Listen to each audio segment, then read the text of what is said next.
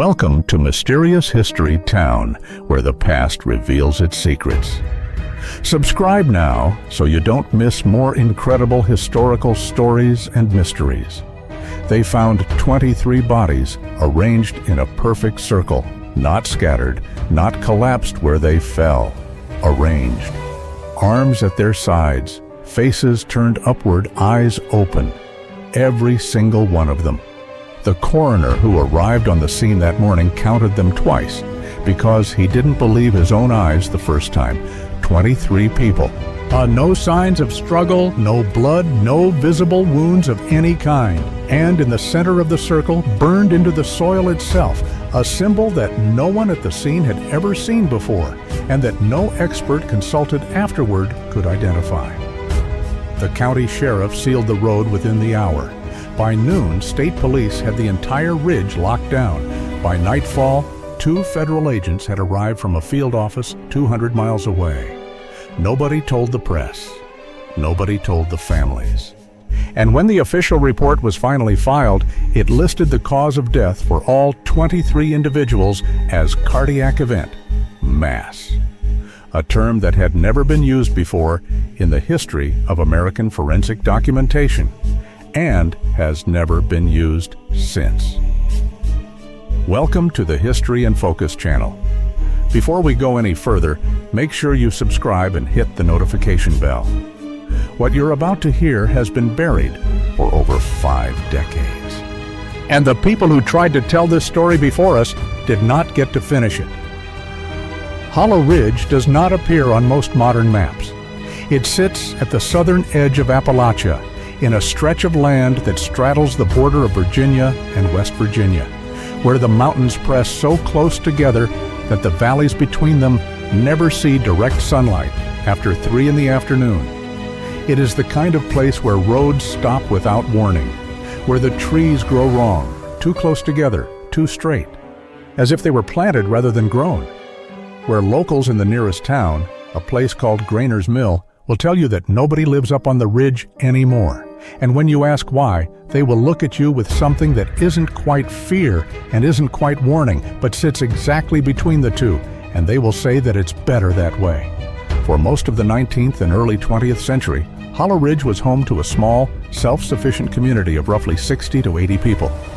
They were not a single family, not in the conventional sense, but they shared surnames that appeared nowhere else in county records. Vane, Korath, Delmore, names that don't trace back to any known immigration record, any census entry outside that ridge, or any church registry in the surrounding counties. They farmed, they kept to themselves. They did not come down from the ridge for church services or town meetings or elections. Travelers who passed through occasionally reported seeing them working their fields in silence, never looking up, never acknowledging the road. One traveling merchant in an 1891 diary entry wrote, and I am quoting directly, "I passed through the ridge settlement at midday. Not one of them spoke or raised their eyes. It was as though they saw me without looking, as though they already knew I was there before I arrived." By the 1950s, the community had begun to shrink. The younger generation, what little there was of it, had stopped appearing in any records at all. No school enrollments, no draft registrations, no marriage certificates. It was as if the people of Hollow Ridge had simply decided to stop existing on paper.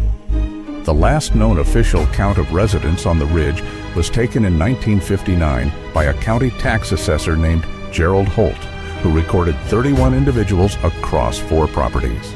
And he noted in his ledger that the residents were cooperative, but communicative only in the most minimal sense. He also noted, almost as an afterthought, that he had the persistent feeling during his entire visit that he was being watched from the trees. He saw no one in the trees. But the feeling, he wrote, did not go away until he was 12 miles down the road. On the morning of September 4th, 1971, a road maintenance crew working on a collapsed drainage ditch approximately 2 miles below the ridge heard something. They described it differently depending on who was asked. One man said it was singing. Another said it was more like the sound a telephone wire makes in high wind, a low, sustained vibration coming from somewhere above them on the hill. The foreman, a man named Louis Cray, decided to investigate. And he took 2 of his crew members and followed the sound up a firebreak trail that had not been used in years. What they found at the top of that trail was the clearing, 23 people arranged in a circle in a field of dead grass. The circle itself was precise, not the rough approximation of people who had gathered informally, but geometric, as though it had been measured. The bodies were perfectly spaced. The symbol in the center was approximately 8 feet across. The grass within the circle was not just dead. It was carbonized, blackened at the roots, as if enormous heat had passed through the soil from below. Louis Cray's hands were shaking when he reached his truck radio. He would later tell investigators that the moment he stepped into the clearing, the sound stopped. Not faded, stopped, like a switch had been thrown. And in the silence that followed, he said, he had the overwhelming sensation that something in that clearing had just noticed him. The lead investigator assigned to the case was a man named Detective Raymond Posner, a 14-year veteran of the Virginia State Bureau of Investigation who had worked homicides, disappearances, and 2 previous mass casualty events. He arrived at Hollow Ridge on the afternoon of September 4th and spent the next 6 hours walking the scene. His initial report, portions of which were later obtained through a Freedom of Information request in 2003, had described the scene as inconsistent with any known cause of death, accidental, criminal, or medical. He noted that there were no signs of predation, no evidence of toxic exposure, no indication of blunt force trauma, or any penetrating injury. What he found instead was a set of circumstances he described as medically and physically incoherent. Every victim's hands were folded at their sides, not rigidly, not as if placed there after death, but relaxed, as if they had simply lain down and chosen to stop. Their eyes were open. Their expressions were, in his words, resolved. Not peaceful, not frightened, resolved, as if they had been waiting for something that had finally arrived. The federal agents who arrived that evening were not identified by name in any accessible document. They did not sign the visitor log at the county sheriff's office. They spoke to Posner privately for approximately 40 minutes and left before sunrise. Thus, the following morning, Posner was told that the investigation was being transferred to a federal jurisdiction. He was ordered to surrender all physical evidence, all photographs, and all interview notes. He complied. He retired from the Bureau of Investigation 11 months later, 2 years before his pension would have fully vested. He moved to rural Tennessee and, by all accounts, never discussed the case again. When a researcher attempted to contact him in 2004, his wife answered the door and said simply that her husband did not speak about his work anymore and that it would be better if no one asked. The medical examiner who performed the autopsies was a Dr. Carol Hennessy, out of the Roanoke office. She was 38 years old, had 9 years of forensic experience, and was known in her field as meticulous and unflappable. In a personal letter to her sister, discovered and published in a 2017 academic retrospective on unexplained mass fatalities in Appalachia, she wrote the following: I have examined the 23 individuals from the ridge. I cannot tell you what killed them because nothing killed them. Their organs were functioning normally up to the moment they stopped. There was no hypoxia, no cardiac pathology, no neurological event I can identify. It is as if every cell in their body simply received the same instruction at the same moment and followed it. I have never written anything like this in an official report. I could not.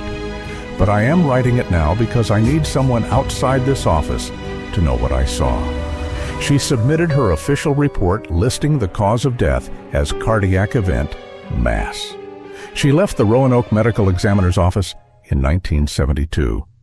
She went into private practice and stopped performing forensic work entirely. If you are still watching, you already understand that this was not a tragedy the authorities were trying to protect people from. It was a secret they were trying to protect themselves from. Leave a comment below telling us where you are watching from, and tell us this. If you had been on that ridge, would you have walked into that clearing? The one person who did not die in the clearing that morning was a woman named Edna Vane. She was 34 years old, a resident of Hollow Ridge, and one of the last surviving members of the Vane family. She had not been in the clearing. Investigators found her in the cellar of a farmhouse 300 yards from the site, sitting in the dark, wrapped in a wool blanket, completely unharmed. She would not speak for the first 4 days after her discovery. When she finally did, it was to a social worker named Deborah Crane, who had been assigned to her case through the state welfare office. Their conversations were recorded. Oh, those recordings were classified within weeks, but Crane took notes that she kept privately for nearly 3 decades, and in 2019, 2 years before her death, she donated those notes to a historical preservation society in Charlottesville. They were made partially available to researchers in 2021. What Edna Vane told Deborah Crane in those early conversations was not what anyone expected. She did not describe a murder. She did not describe an attack, a cult ritual, or a suicide pact. And she said that what happened on September 4th, 1971 was a completion. Her word. She said the people of Hollow Ridge had been waiting for it for a very long time. She said they had known it was coming for 3 years. She said that she alone had been left behind, not because she was spared, but because someone had to remember. She did not explain what was being remembered. When Crane pressed her on what the symbol in the center of the clearing meant, Edna Vane looked at her with an expression Crane described as something between pity and patience, and said only, "It is not a symbol, it is an address." Crane did not understand what that meant. She wrote it down anyway. Edna Vane was placed in a state care facility outside of Roanoke in late 1971. She lived there quietly for 14 years, speaking rarely, eating sparingly, and spending most of her hours sitting at the window of her room, which faced east toward the mountains. Staff described her as non-disruptive but unsettling.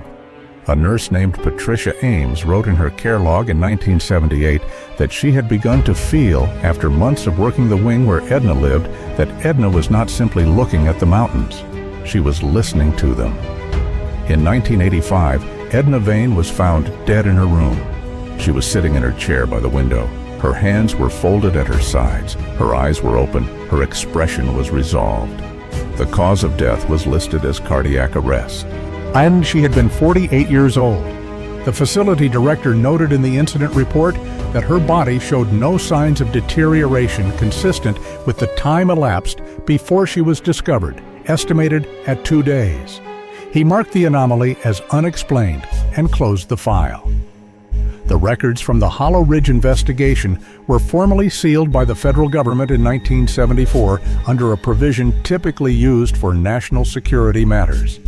A provision that has no standard application to a rural mass fatality event in a Virginia county.